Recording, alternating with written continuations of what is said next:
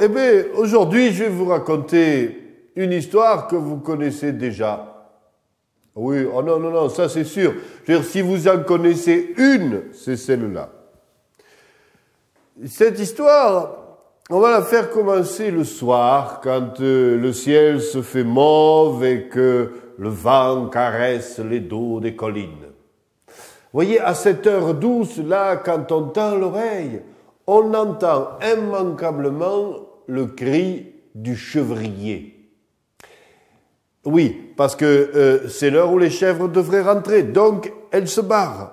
Ah, c'est comme ça, les chèvres, c'est comme ça. Et c'est propre aux chèvres. Vous voyez, les vaches, par exemple. Mais les vaches, non. La vache, tu ouvres la porte de l'étable, la vache, elle est là. Elle est ronde, la vache, elle est sphérique, elle est dans l'instant présent, la vache. La vache, c'est le Bouddha du monde agricole. Tu vois, tu l'as. Bon.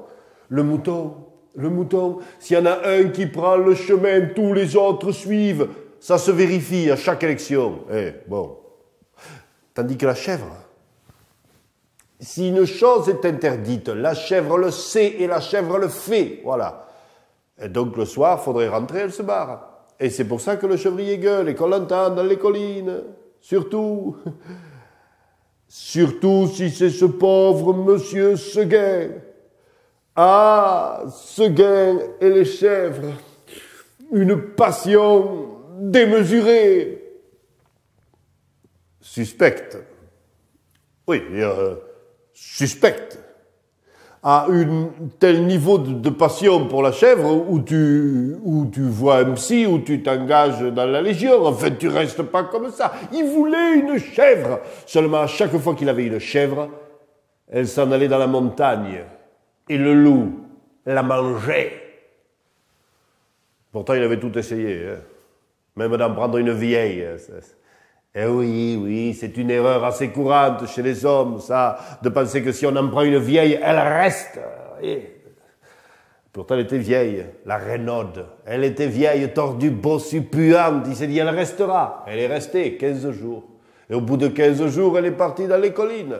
Et là, le loup l'a trouvée. Il ne l'a pas mangée de suite non plus, elle était quand même vieille. Hein.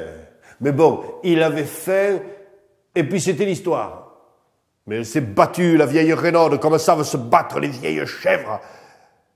Mais à la fin de la nuit, le loup l'a mangée.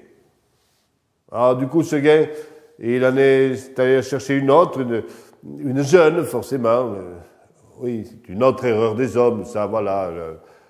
Alors vous l'auriez vu, elle était belle, elle était blanche, il l'appelait Blanchette, et faisant 1000 recommandations à sa Blanchette. Je veux pas que tu ailles à la montagne, il y a le loup, il te mangerait, et vous auriez vu Blanchette. Ben non, alors, moi j'irai pas à la montagne. Il était tellement content, ce gars. Ah, il lui a offert un enclos. Eh oui, c'est con. Oui, c'est con. Un enclos pour une chèvre. Ça n'a pas loupé. Au bout de 15 jours, la chèvre, elle revient. Ouais, monsieur Seguin, je kiffe trop la montagne, j'ai trop envie d'y aller. Mais il y a le loup, il va te manger. Oh, n'importe quoi. Mais non, tu n'iras pas à la montagne. Oh, Bon, d'accord, a dit la chèvre, mais je veux un scooter. Dans l'histoire, c'est le moment des choix pédagogiques, quoi. Il doit payer un scooter. Et là, dans les 15 jours qui ont suivi autour de la ferme,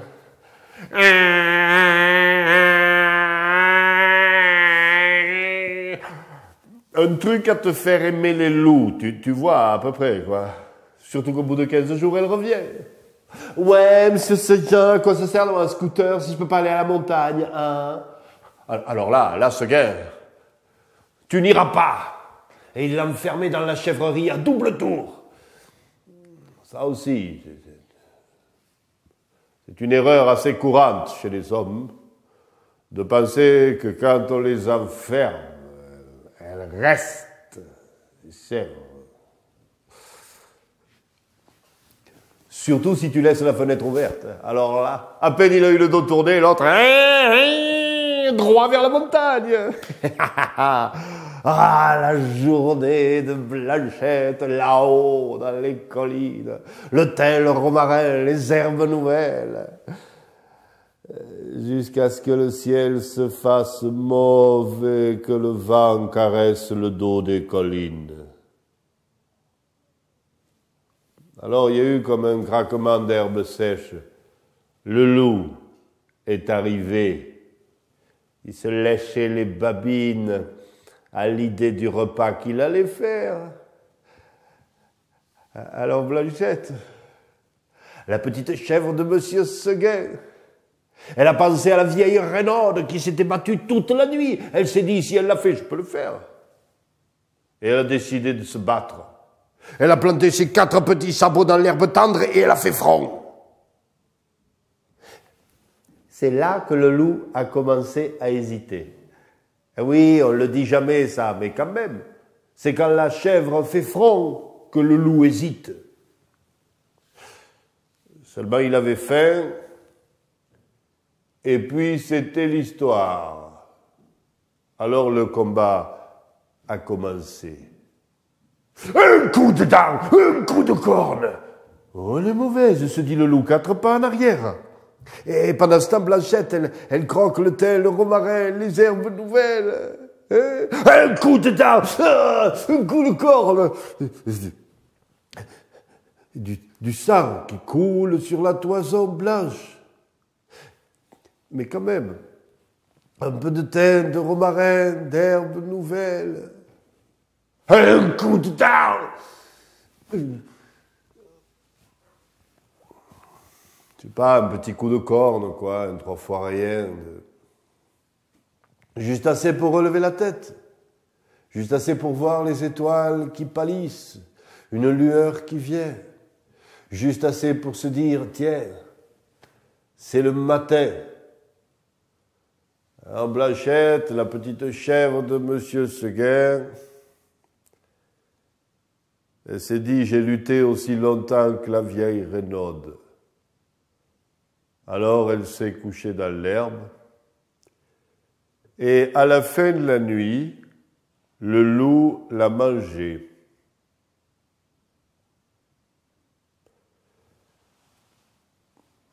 À la fin de la nuit, le loup l'a mangée. Eh bien, qu'est-ce qui va pas? Pourquoi vous me regardez comme ça? Enfin, vous la connaissiez, l'histoire de la chèvre de Monsieur Seguin. Vous saviez très bien, quand même, que le loup finissait par bouffer la chèvre. C'est quoi, ce regard de reproche? Qu'est-ce que j'y peux, moi? Et puis, est-ce qu'on n'a jamais vu une chèvre bouffer un loup? Enfin, quoi? Attendez. Vous voulez me dire que, à l'époque lointaine de votre enfance, quand on vous racontait cette histoire, vous imaginiez déjà que c'était la chèvre qui pouvait l'emporter. Et qu'aujourd'hui, ça vous a repris, que vous vous êtes dit, non mais lui, c'est un déconneur, lui, il va nous faire un loup végétarien.